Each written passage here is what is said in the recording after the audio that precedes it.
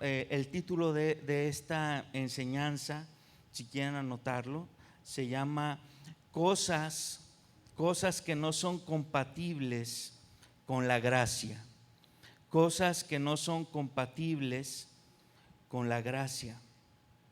Y tendré que empezar diciéndoles, hermanos, que a muchos de nosotros la primer cosa que se nos enseña cuando venimos a Cristo es que la salvación, nuestra salvación es por gracia, ¿sí o no? Todos aquí lo sabemos. Todos aquí sabemos que hemos recibido la salvación, el perdón por gracia. Fue algo que no merecíamos, es algo que recibimos gratuitamente y es algo que ya tengo por gracia. Pero quiero decirles, hermanos, que a veces en la forma en que recibimos la enseñanza de la gracia, a nosotros se nos queda el concepto de que la gracia es solamente para salvación y se nos olvida que realmente el cristiano está llamado para vivir en gracia toda su vida. ¿Sí? Todo el periodo de mi cristianismo debe ser vivido bajo la gracia. Entonces, hay algunas iglesias, hay algunos lugares donde se acepta que la salvación es por gracia, pero que todo lo demás de mi transcurrir cristiano ya no es por gracia. Tengo que hacer ciertos méritos, tengo que hacer ciertas cosas para poder lograr como que una escalera, ir creciendo en la escalera. Y en algunas inclusive, repito, iglesias cristianas, los temas de liderazgo, los temas de dones, la gente en general tiene el concepto de que quienes llegan a tener un liderazgo, quienes llegan a tener un cierto don, quienes llegan a tener algo que los haga resaltar en la iglesia o sobresalir, es porque están haciendo algo. Y entonces en la cultura eclesiástica está como que, pues para servir hay que hacer esto, para venir a tocar hay que hacer esto y hay que hacer ciertas cosas, y se nos olvida y empezamos a tener una forma de practicar nuestro cristianismo que no tiene nada que ver con la gracia. Y entonces en la vida de Abraham yo encuentro un fiel ejemplo de cómo se debe vivir una vida apegada a la gracia de Dios. Y vamos a encontrar ahí también el por qué a Dios no le agradan ciertas cosas. Entonces quiero que me acompañen para empezar a Gálatas capítulo 4, versículo 21.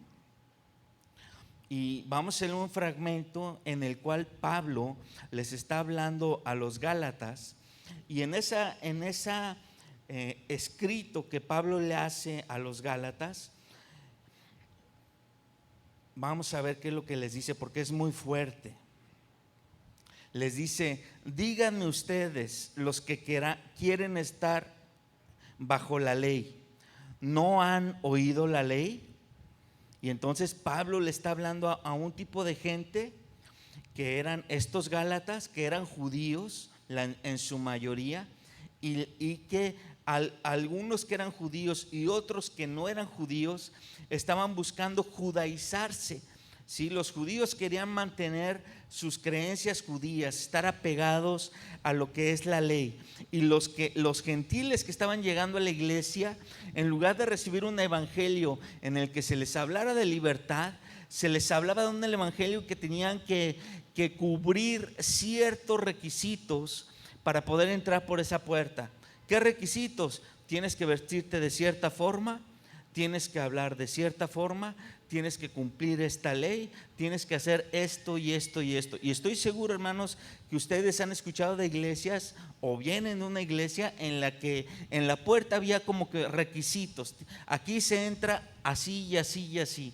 Y entonces hagan de cuenta que era una iglesia como esta de los Gálatas. Y Pablo le escribe a esta iglesia y les dice: ¿realmente ustedes quieren regresar a la ley? ¿Realmente conocen la ley? ¿La han oído? y en el versículo 22 dice: porque está escrito que Abraham tuvo dos hijos, uno de la esclava y otro de la libre. Pero el de la esclava nació según la carne, mas el de la libre por la promesa, lo cual es una alegoría, pues estas mujeres son los dos pactos. El uno proviene del monte Sinaí, el cual da hijos para esclavitud. Este es Agar, que era la esclava. Y dice: porque Agar es el monte Sinaí en Arabia y corresponde a la Jerusalén actual, pues ésta, junto con sus hijos, está en esclavitud. Mas la Jerusalén de arriba, la cual es madre de todos nosotros, es libre, porque está escrito: regocíjate, oh estéril, tú que no das a luz, prorrumpe en júbilo y clama, tú que no tienes dolores de parto, porque más son los hijos de la desolada que de la que tiene marido. Así que, hermanos, nosotros como Isaac, que fue el hijo de Abraham, somos los hijos de la promesa. Pero como entonces el que había nacido según la carne perseguía al que había nacido según el Espíritu, así también ahora. Mas, ¿qué dice la Escritura? Echa fuera a la esclava y a su hijo, porque no heredará el hijo de la esclava con el hijo de la libre. De manera, hermanos, que no somos hijos de la esclava, sino de la libre. Ok. Y entonces, en todo esto que está hablando Pablo, repito, Pablo le está hablando a gente que se supone que conoce todo el Antiguo Testamento, que fue enseñado desde el kinder, desde que antes que empezaran a hablar, fueron instruidos con la palabra de Dios, con el Antiguo Testamento. Entonces, para estas personas, oír hablar de Abraham era algo de todos los días, ¿sí? Oír hablar de Isaac y oír hablar de toda esa historia era algo de todos los días. Ahora, yo quiero hacer algo para no obviar algunas cosas. Quisiera yo saber de los que están aquí presentes, los que están allá en su casa, no me pueden contestar, pero los que están aquí presentes, ¿quién se sabe la historia de Abraham? Levante la mano sinceramente, sí, porque yo quiero saber si hay alguien que no se lo sepa, voy a profundizar un poquito más, y si no, nos vamos. Ok, voy a profundizar un poquito más.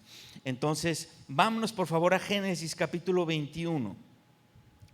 Génesis capítulo 21, que es prácticamente la referencia a la que está haciendo Pablo en Gálatas.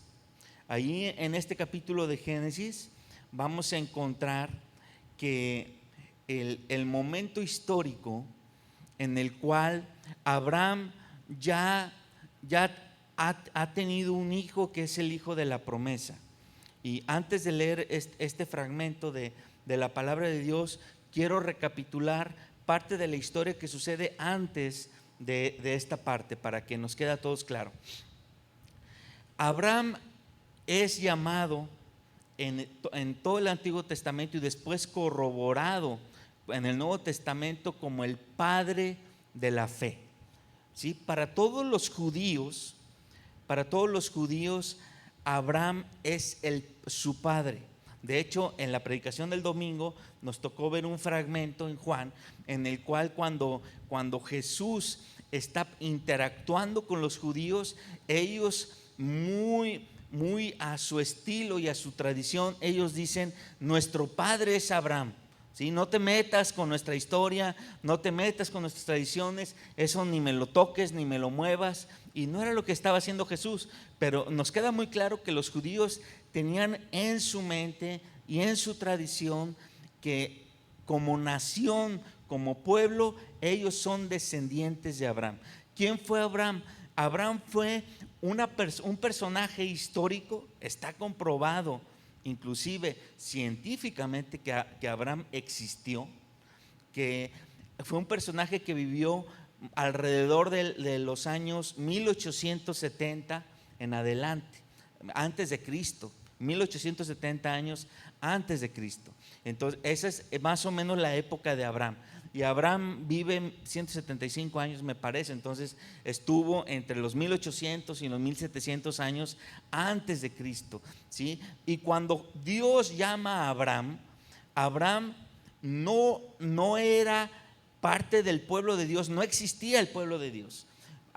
Dios llama a Abraham de una ciudad que era una ciudad de idólatra que se llamaba Ur de los caldeos. De hecho esa era una ciudad que posteriormente se convirtió en una ciudad babilónica, ¿sí? Nada que ver con el pueblo de Dios. Pero Dios de allí toma a Abraham y le dice: vete a la tierra a la que yo te voy a decir. Y en el mismo momento en que Abraham recibió esa instrucción, al día siguiente salió de esa ciudad y recorrió más de 1000 kilómetros para moverse de Ur a lo que sería la tierra prometida, lo que sería la nación futura de Jerusalén, ¿sí? Entonces Dios le promete a Abraham eso, y cuando Abraham llega a la tierra prometida, él empieza a interactuar con todos los que estaban alrededor. La nación de Israel, repito, no existía, los judíos no existían, ¿sí? Y Abraham tenía, para el momento que Dios le habla, Abraham ya era un anciano, ya tenía 75 años. Ahí se las dejo para todos aquellos que dicen: no, hombre, si yo ya estoy viejito, ya no voy a hacer nada para Dios. No, Abraham fue llamado cuando tenía 75, ¿sí? Y cuando Dios lo llama y que él cumple y se mueve a lo que sería la tierra prometida, como un año después Dios le habla y Dios le hace una promesa: ok, ya me obedeciste, ya te viniste a la tierra que yo te dije, te voy a hacer una promesa. De tu simiente, o sea, de un descendiente tuyo, voy a levantar una gran nación, una nación que será como las estrellas del cielo, que tú volteas para arriba y no las puedes contar, o que será como la arena del mar, que tú cuando la pones nada más un puñito en tu mano, no puedes contar la cantidad de granos que tienes de arena. Esa promesa recibió Abraham. Pero imagínense que ustedes son un viejito de 75 años y tu esposa tiene 65 y Dios te promete un hijo. Pues dirías: pues si Dios tiene en su mente como que levantar una nación de alguien que pues tiene que tener hijos, ¿por qué no agarra a jóvenes? ¿Por qué no agarra a un matrimonio de recién casados jóvenes que tienen todo en su físico, inclusive, para poder cumplir el tener hijos? Les voy a decir por qué, hermanos. Porque toda la historia de Abraham, en resumen, se convierte en una historia de imposibles. La historia en que Dios llama a un viejito para prometerle un hijo, y cuando se lo promete, que ya era muy viejito, ya era imposible que él tuviera un hijo. Pero ahí les va: después de que él recibe la promesa, pasan como 10 años, 11 años, y él, habiendo recibido la promesa, él y su viejita pues como que entran en un estado de que, bueno, ¿qué pasó con la promesa que nos hicieron hace más de 10 años? No recibían la promesa. Y de repente su esposa tuvo la muy buena idea de decir: bueno, pues yo tengo una esclava. A lo mejor por medio de mi esclava, que es una mujer joven, que es la que aparece en el pasaje de Gálatas, que se llamaba Agar, a lo mejor por medio de esa esclava Dios te va a dar el hijo. Y entonces su mujer le aconseja acostarse con su esclava, y Abraham toma el consejo y se acuesta y tienen un hijo. Pero resulta que después de tener el hijo empieza a haber problemas entre ellos, y Dios se le vuelve a aparecer y le dice: ese no es el hijo que yo te prometí, ese no es el hijo que yo te prometí. Y después, varios años más, un año antes, exactamente un año antes de que de que naciera el hijo de la promesa, Dios se le aparece y le dice: de aquí a un año tendrás al hijo, va a ser un hijo tuyo y de tu mujer, ¿sí? Dejándoles muy claro que iba a ser de él y de ella. Y para este último momento en que Dios les especifica tuyo y de tu mujer, Abraham ya tenía 99 años, su esposa tenía 89. O sea que si era imposible a los 75 años el truco de tener un hijo, imagínense 24 años después, pues mucho peor, ¿no? Era mucho más que imposible. Tan imposible que cuando Dios le está diciendo eso a Abraham cara a cara, ¿sí?, su esposa no está en la conversación físicamente, pero está a espaldas de la tienda y se ríe. Le da risa la promesa que escucha de parte del varón que está hablando con Abraham y se ríe. Y entonces Dios le dice: tu mujer está acá atrás, háblale. Y Abraham va por su mujer y Dios le dice a ella: ¿te reíste de la promesa que yo hice? Y ella dice: no, no me reí. Sí te reíste, y por cuanto te reíste, te digo que sí vas a tener ese hijo que yo te prometí, pero que va a pasar esto y esto. Entonces resulta que al hijo, pasado un año, le terminan poniendo de nombre Isaac, que en hebreo significa risa. Por eso le ponen a Isaac risa. ¿Por qué? Porque cada vez que mencionaban el nombre de ese hijo, se acordaban de que ellos se rieron de la promesa y que después de tantos años de esperarla, ya tenían el hijo, ¿no? Entonces, en todo esto que acabo de decir es el resumen de lo que sucede antes de lo que vamos a leer.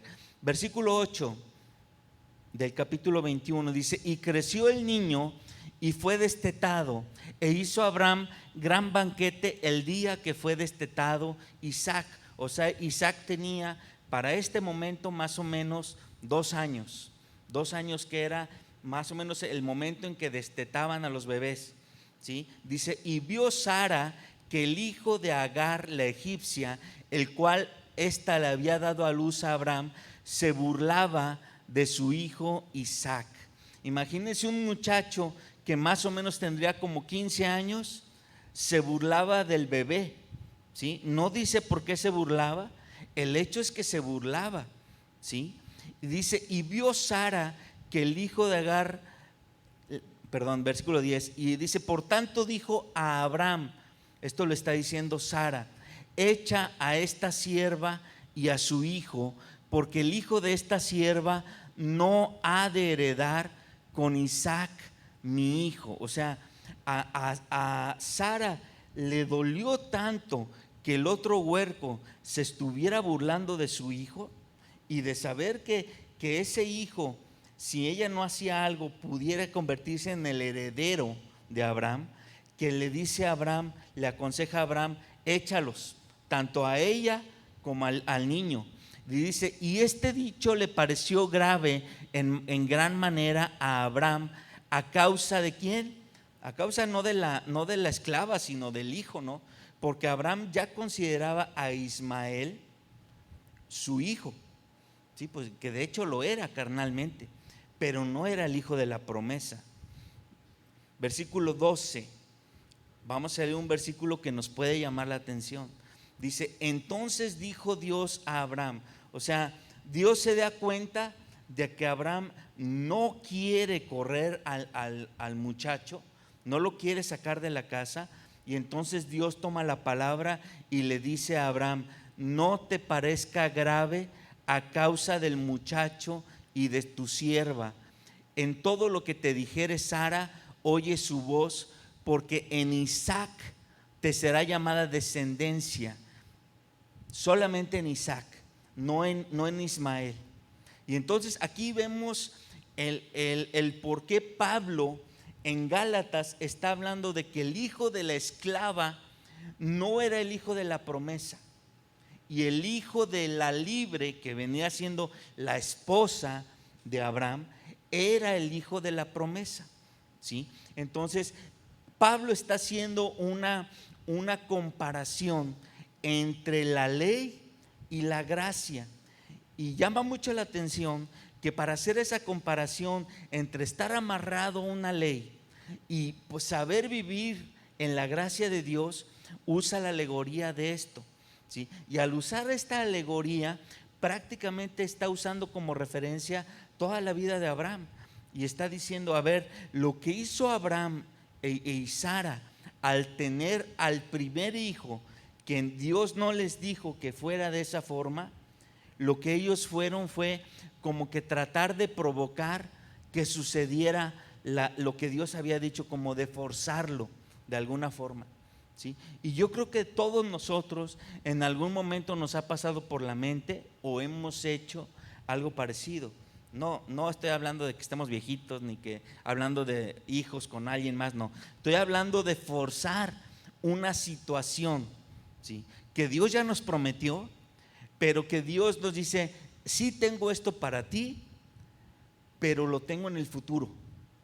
Pero resulta que cuando nosotros escuchamos la promesa, ya la quiero ya, la quiero hoy, la quiero ya. Y yo creo que en el caso de Abraham, es hasta cierto punto entendible que él quisiera ya las cosas porque ya estaba viejito, ¿no? Imagínense, ya con más de 75 años y que ya pasa a los 80 y que ya se está acercando a los 90, pues él diría, pues si no va a ser ya ahorita, pues ¿cuándo, no? Y a lo mejor se le hizo fácil tomar el consejo de su esposa para tener un hijo que no era el hijo prometido. Y después de esto, Abraham termina escuchando la voz de Dios, despidiendo a Ismael, y la historia dice que inclusive de Ismael, Dios cumplió una promesa para Ismael muy separada de lo que es el pueblo judío, de lo que es la promesa, el pueblo de la promesa, pero al final de cuentas terminó convirtiéndose también todos los descendientes de Abraham en una gran nación, que son actualmente los musulmanes. O sea, realmente de Ismael vienen todos los musulmanes y de Abraham vienen todos los judíos. Y desde esa época tiene sus orígenes el conflicto que hasta hoy vemos en las noticias, el conflicto entre Israel y Palestina, desde aquella época, ¿sí? No nos vamos a meter en eso, solamente quiero que lo tengamos en mente, porque desde ahí hubo un problema posterior, porque Ismael se sintió, pues que lo hicieron a un lado, que le quitaron la promesa, que no participó de lo que era la herencia de Abraham, etcétera. Pero a final de cuentas, inclusive Dios lo validó.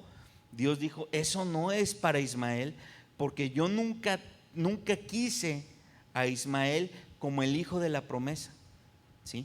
Ahora, con todo este preámbulo, vamos a ver la primer cosa que no es compatible con la gracia. La primer cosa que no es compatible con la gracia sería mi deseo de tener a todos contentos, ¿sí? Y esto quiero que ustedes se lo apropien como ustedes mismos. Yo lo hablo por mí, pero de hecho así estoy poniendo el punto para que nos quede claro que nuestro deseo de tener a todos contentos no es compatible con la gracia de Dios, ¿sí? Todos nosotros, hermanos, todos nosotros, según los estudios últimos, de última generación, psicológicos, neurológicos y todo lo que ustedes acá sepan que acabe en lógico, dicen que la mayor necesidad del ser humano, ¿alguien sabe cuál es? La mayor necesidad del ser humano. No, esa sería la necesidad de un cristiano, pero de todo ser humano,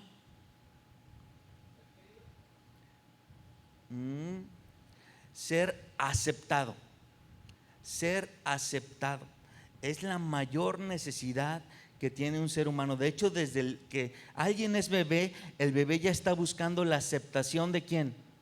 De sus papás, ¿sí? Y cuando el hijo crece sin aceptación, empieza a deformarse su forma de ser, empieza a desvirtuarse algo internamente en él, ¿sí? Pero así como desde que somos crías necesitamos aceptación, también los padres necesitan aceptación de los hijos, ¿sí? También todos nosotros, al momento que entramos en un trabajo, queremos ser aceptados o que buscamos ser parte de una sociedad. O sea, esa necesidad de aceptación es algo que es parte del diseño de Dios en nosotros, ¿sí? Esa necesidad de aceptación. Pero cuando está mal enfocada, resulta que queremos ser aceptados por todos. Y entonces el gran problema que tiene una persona que quiera ser aceptado por todos es algo muy parecido a lo que ahorita leímos en el pasaje de Génesis. Como que Abraham no quería descalificar a su hijo, ¿sí? Él quería, no, quiero tenerlos a todos contentos, ¿sí? Hermanos, quiero decirte algo, creo que no es secreto. No puedes tener a todos contentos. No puedes. ¿Sabes? Al único al que nosotros debemos tener contento está ahí arriba. Es el único.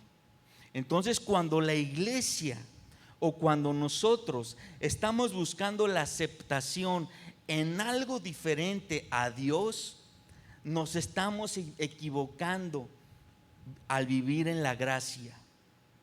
Voy a ponerles ejemplos más prácticos para aterrizar.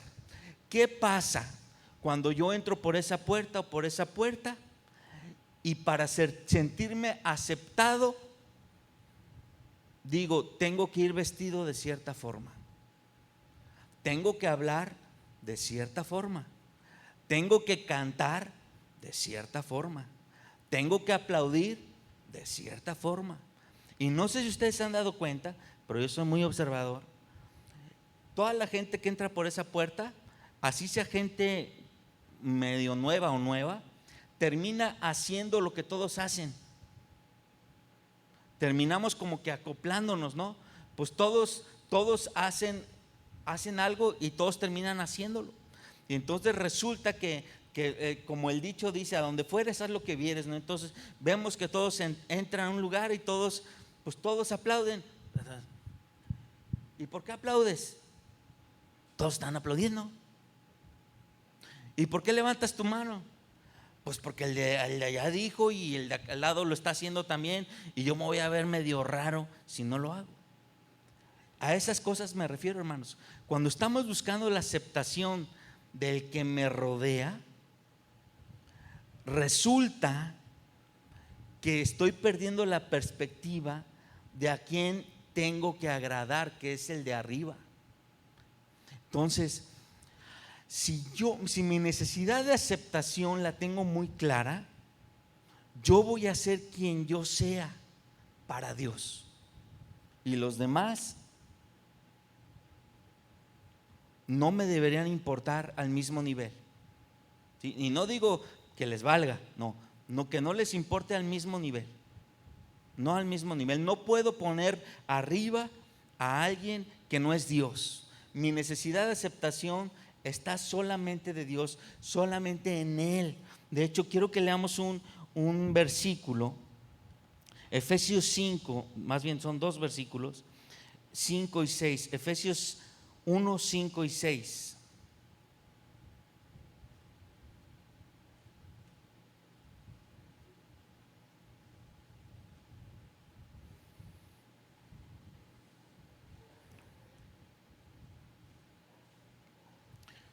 Está hablando Pablo, dice, en amor, habiéndonos predestinado, está hablando de lo que hizo Dios con nosotros. Dice que nos predestinó en amor, dice, para ser adoptados hijos suyos por medio de Jesucristo, según ¿qué? El puro afecto de su voluntad. Eso subrayenlo, hermanos, porque Dios, el momento que Él me escogió, no me escogió porque yo supiera aplaudir o porque supiera cantar, ni siquiera porque supiera predicar. No, Dios no me escogió por eso. Dios me escogió antes de que yo existiera solamente por el puro afecto de su voluntad en amor. Significa que su elección no depende de mí, ni para bien ni para mal. Y esto debería liberarnos, porque entonces yo no tengo la presión de ser de alguna forma para poder agradarle a Dios. Lo único que me debe interesar es buscar hacer lo que Él me pide que haga para poder agradarle, no acoplarme a otras cosas. ¿Ok? De hecho, si seguimos leyendo, dice: para alabanza de la gloria de su gracia, con la cual nos hizo ¿qué? Aceptos en el amado. Y esto también subrayenlo, hermanos.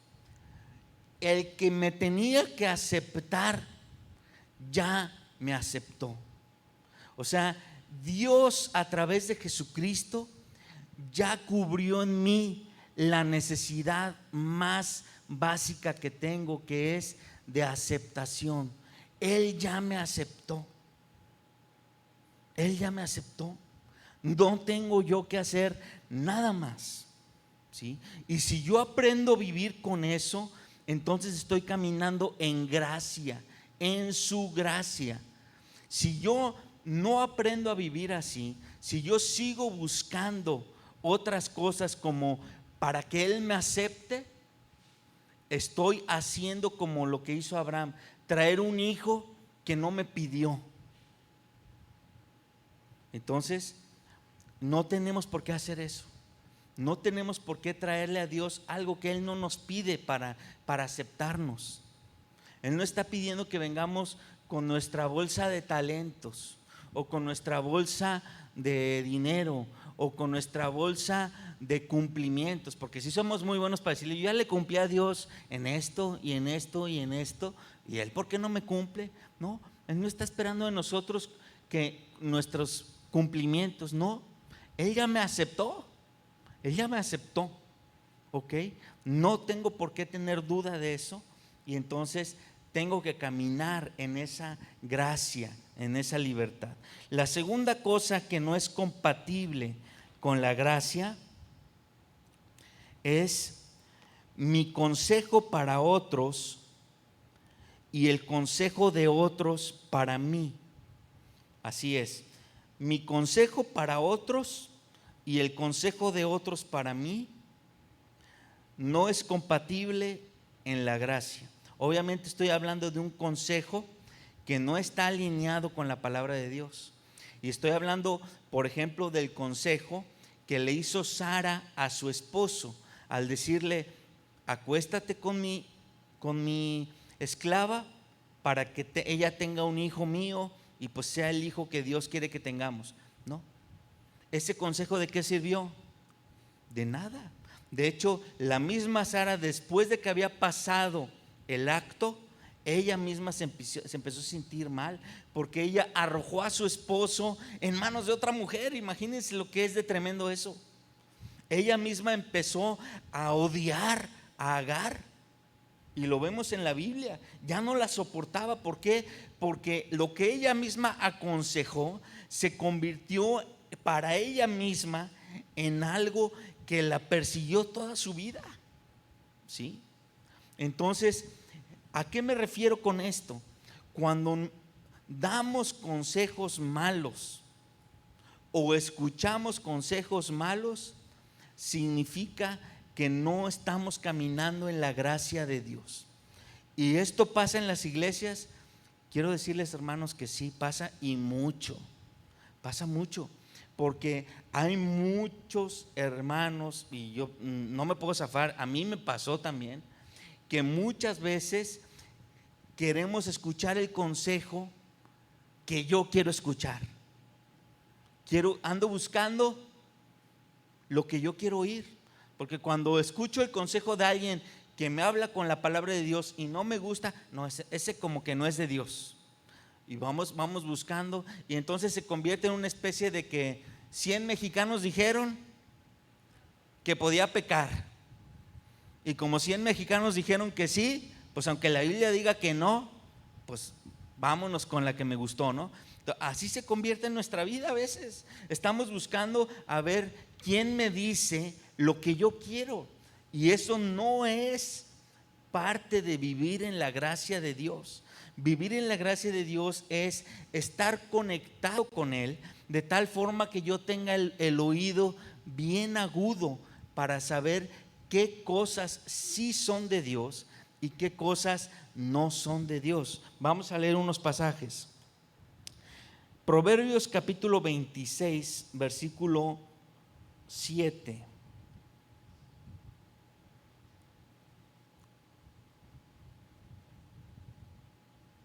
Proverbios 26, 7. Y aquí vamos a hablar cómo es esto de dar consejos de parte de alguien que no es la persona adecuada. Dice Proverbios 26, 7. Dice: las piernas del cojo penden inútiles, así es el proverbio en la boca del necio. ¿De qué le sirven a un cojo sus piernas? Si realmente está cojo, las piernas no le sirven, ¿cierto o no? Entonces, por eso dice la parte 2 del proverbio, que dice: así es el proverbio en la boca de un necio. O sea, un necio puede recitarte un proverbio, y el proverbio puede ser una palabra sabia, pero cuando la dice un necio, como es necio, ni siquiera él se da cuenta para qué sirve el proverbio. ¿De qué sirve un proverbio en boca de un necio? De nada, pues ni él se da cuenta para qué sirve. Vamos siguiendo leyendo. Dice: como quien liga la piedra en la honda, así hace el que da honra al necio. ¿Sí? En el Antiguo Testamento vemos ejemplos de cómo había guerras con ondas. De hecho, hay uno de los pasajes más conocidos de la Biblia, es cuando David mata a Goliat, lo mata con una honda. Entonces la honda era algo que amarrabas tú una piedra en un pedazo de cuero, y al momento de estar haciendo el efecto pues de hecho es un efecto físico, el rodarlo para encontrar cierta fuerza y después soltar la piedra. Cuando la piedra, alguien le amarraba la piedra al de la onda, lo que pasaba era como un efecto de liga, que se iba la piedra y se estiraba la piel, y luego regresaba y le rebotaba al que había mandado la pedrada con la onda, ¿no? Entonces, por eso dice aquí esto: como quien liga la piedra en la honda, así hace el que da honra al necio. O sea, viene siendo lo mismo. Si tú le estás dando un consejo que es tonto a alguien o que no es bíblico, pues resulta que cualquiera puede salir lastimado, ¿sí o no? Luego dice el versículo 9: espinas hincadas en mano del embriagado, tal es el proverbio en la boca de los necios. ¿Qué quiere decir esto de espinas hincadas en mano del embriagado? Hagan de cuenta, así me lo imagino, porque llegué a verlo. De hecho, alguien que está muy borracho y que se cae en una mata de nopales. Imagínense, ¿le duelen las espinas o no? Pues le duele, pero ahí tirado, ni se puede levantar, ni se puede desclavar. Y entonces esas espinas lo maltratan, pero él no puede zafarse de las espinas. Entonces, ¿de qué sirve el proverbio en la boca de un necio? Es como el borracho que no puede ni siquiera reaccionar para levantarse de un lugar que lo está hiriendo, ¿no? Así es. Entonces, cuando nosotros vamos a dar un consejo, ¿cómo debe ser? Vamos a Colosenses capítulo 4. porque hay muchos aquí que son buscados para dar consejos, y creo que es pertinente mencionar cómo deberían ser nuestros consejos cuando alguien se acerque a nosotros a pedirnos un consejo. Colosenses 4:5 dice: anden sabiamente para con los de afuera, redimiendo el tiempo. Sea vuestra palabra siempre con gracia, sazonada con sal, para que sepan cómo deben responder a cada uno. ¿Qué significa eso de sazonado con sal?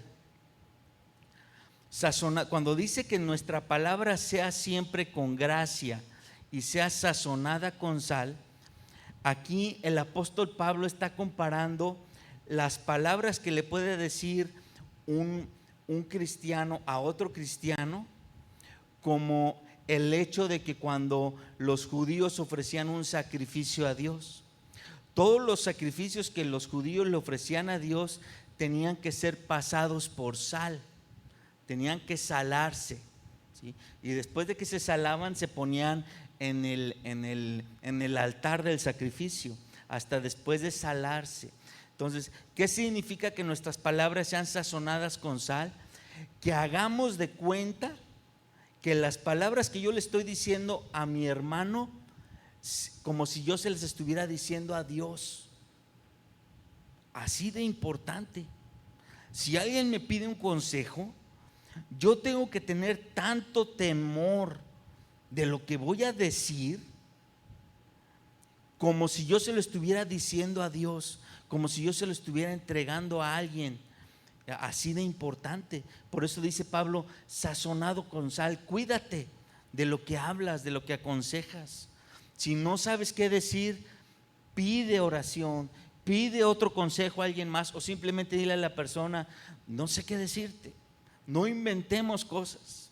¿Por qué? Porque a Saraí le pasó que por andar inventando, después batalló años y años con ese hijo y con ese suceso de haber entregado a su esposo a otra mujer por un mal consejo. Un mal consejo lo puedes dar en un minuto, pero ese minuto puede destruir la vida de alguien más. Aguas con eso, aguas con eso. Entonces, con los consejos siempre hay que estar a la viva, hay que escucharlos. Lo escucho, pero yo tengo que pasar todos los consejos por la palabra de Dios.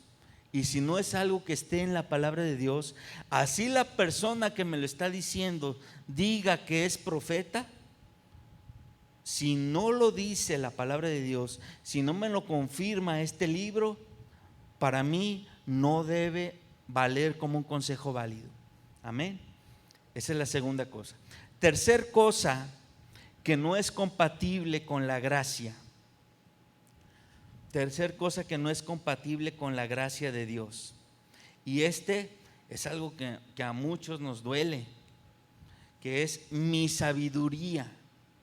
Mi sabiduría para mí mismo. Mi sabiduría para mí no es compatible con la gracia de Dios. ¿Qué significa esto? Yo creo que todos nosotros en algún momento de nuestra vida, por más que tengamos una dirección de la palabra de Dios, siempre estamos buscando qué voz escuchar para seguir caminando. Y muchas veces terminamos escuchando nuestra propia voz, mi propio plan, mi propio ego me está hablando a mí. Y entonces cuando yo empiezo a escucharme a mí mismo, dejo de escuchar la voz de Dios. Por eso es que este punto es tan conflictivo. Y el problema es que muchos cristianos vivimos la mayoría de nuestro cristianismo escuchándonos a nosotros mismos. Entonces resulta que yo oro, pero yo me doy consejos. O sea, yo lo único que hago al orar no es pedirle a Dios que me muestre su consejo para yo seguir ese camino, sino que al revés, yo ya me receté la dosis, y lo único que le pido a Dios es: Señor, dame para las vacaciones que ya quiero tomar. Dame el trabajo que yo te pido, que quiero que me des. Dame el novio o la novia que ya sabes que me gusta. Entonces nosotros terminamos pidiéndole a Dios que Él haga lo que nosotros queremos. Y eso, ¿saben qué, hermanos? Es una aberración. De hecho, a veces hasta oramos así: Señor, te ordeno que… Espérate, ¿tú quién eres como para ordenarle, reclamarle, exigirle a Dios cosas? Espérate, ¿quién es el Dios entonces en tu vida? Aguas, porque cuando vivimos una vida en la que me escucho más a mí mismo, mi mente o mi corazón, ojo, ese no es un verdadero cristianismo. El verdadero cristiano ha aprendido a hacerse a un lado, a morir a sí mismo. Y en el morir a sí mismo implica morir lo que piensas y morir lo que sientes. Has aprendido a morir. Y perdónenme si se los estoy diciendo así muy crudamente, pero el verdadero cristiano ha aprendido que la Biblia enseña eso: a que muramos a nosotros mismos, no a que le demos rienda suelta a nuestro corazón. De hecho, hay un pasaje que todos seguramente saben, y si no, anótenlo: Jeremías 17:9. Ese pasaje de Jeremías habla muy directamente de que nuestro corazón no es lo que nosotros debemos escuchar para tomar una decisión o para vivir. ¿Ya lo tienen? Jeremías 17, versículo 9. Dice: engañoso es el corazón más que todas las cosas y perverso, ¿quién lo conocerá? Cuando la Biblia usa la palabra corazón, hermanos, entendamos que en el corazón está nuestra mente, nuestros sentimientos, lo que nos pasa diariamente por nuestra cabeza. Ese es nuestro corazón. No está hablando del músculo aquí que tengo, no. Está hablando de lo que es el centro de mi alma. Dice: engañoso y perverso. Entonces, aguas con dejarnos llevar por lo que yo siento, porque yo he escuchado a muchos hermanos que dicen: yo según lo que sienta. No, espérate, no se trata de lo que sientas. No se trata de lo que sientas. Se trata de lo que Dios te está pidiendo. ¿Y qué más ejemplo que el pasaje que leímos de Abraham, en el que Abraham, cuando escucha de su esposa Agar, saca a este muchacho y a esta mujer de esta casa? Dice que a Abraham le pesó eso y no quería, imagínate, era su hijo, no quería sacarlo de la casa. Pero Dios terminó hablándole y diciéndole: hey, escucha a tu esposa, porque yo tampoco quiero que este hijo herede algo que yo no tenía para él. ¿Sí? El hijo de la promesa es Isaac. ¿Qué significa en términos prácticos?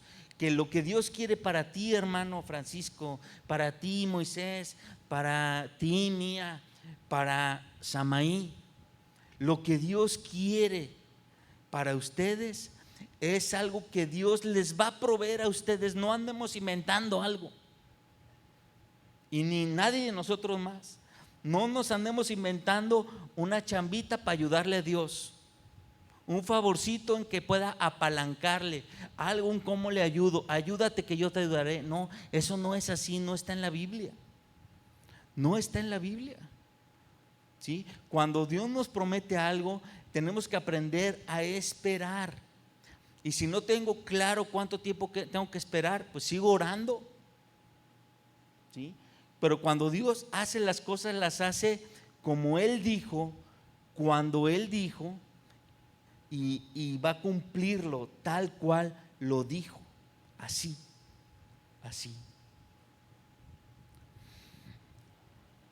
Algunos hermanos yo he escuchado, no en esta iglesia, hace muchos años, que nada más llegaba a algún predicador hablando de prosperidad y agarraban como que la moda de buscar un trabajo nuevo, porque Dios les prometió prosperidad, y como les prometió prosperidad, pues significa que yo busqué un aumento o un trabajo. Y muchos de ellos iban a pedir un aumento, terminaban peleados y hasta corridos, cuando no era lo que Dios quería para ellos.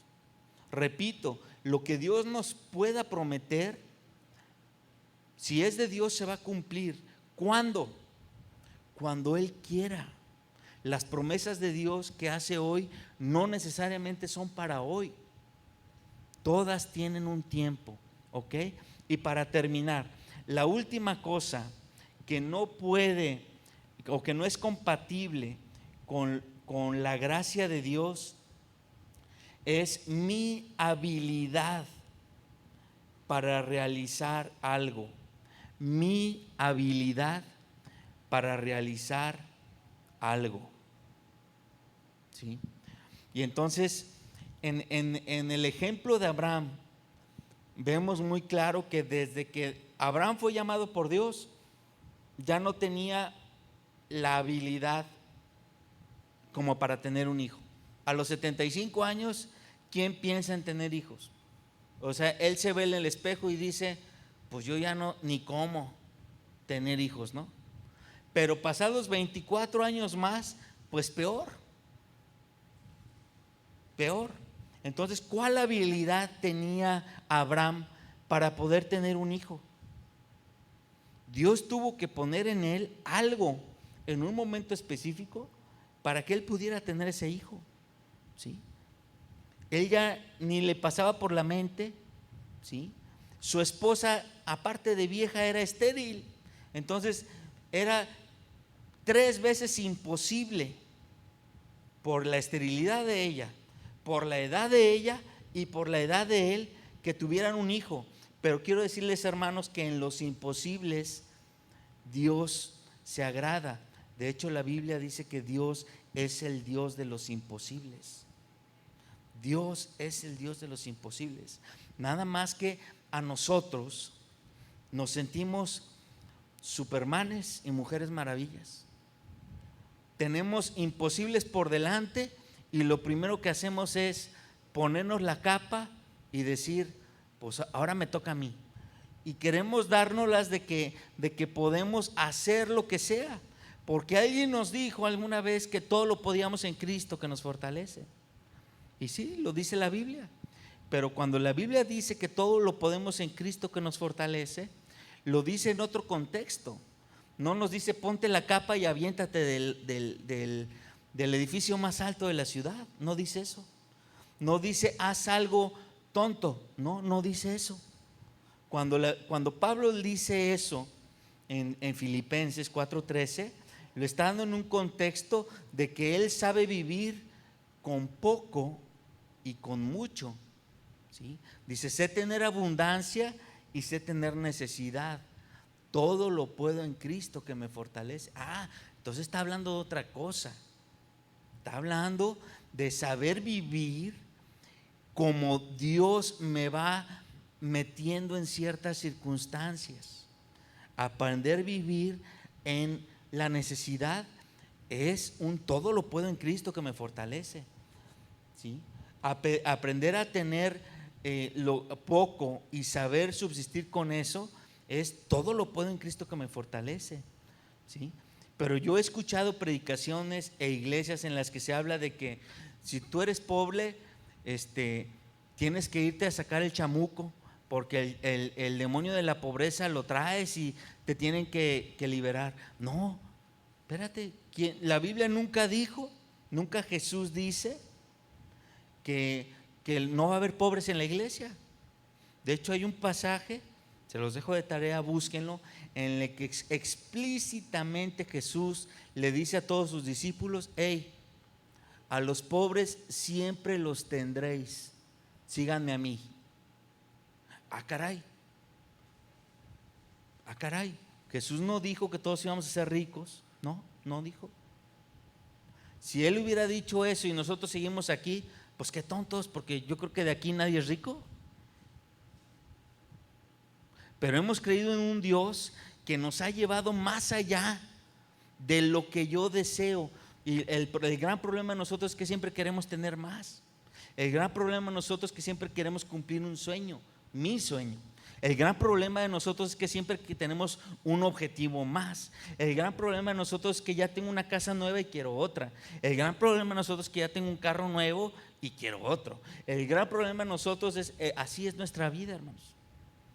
Y yo tengo que aprender a salirme de ese ciclo y aprender a vivir como Dios me dice que viva. Y entonces en eso mis habilidades tengo que hacerlas a un lado. ¿Sí? Dios me dio dones. Sí, Dios me dio dones. Pero para usarlos, ¿para qué y para quién? Para usarlos para su obra y para Él. Si yo uso mis dones en perseguir mis sueños, ¿cómo voy a terminar mi vida? Cumpliendo mis sueños, pero muy probablemente muy lejos de Dios. Aguas con perseguir nuestros sueños y aguas de presumir de lo que Dios nos ha dado como los dones y usarlos solamente para lo que yo quiero, para lo que a mí me conviene, para buscar mi propósito, para buscar mis planes, para hacer mi vida. Aguas con eso, porque en eso, ok, Dios te va a decir, ok, ¿quieres ese hijo? Ahí está tu hijo, ahí está Ismael. Nada más que no es lo que yo quería para ti. No es. Amén. Estas 4 cosas, hermanos, son algo medular. Algo medular que debemos siempre tener en mente como cristianos. Para poder vivir en la gracia de Dios, nunca me debo olvidar. Para empezar, lo que dije al principio, que yo siempre, toda mi vida como cristiano, tengo que vivir en la gracia, toda la vida, no nada más el día que me salvó. Hasta el día que yo esté en su presencia, estaré guiado por su gracia. Y para no salirme de eso, tengo que evitar hacer estas 4 cosas que no son compatibles con esa gracia que Dios ha extendido a mi vida. Amén.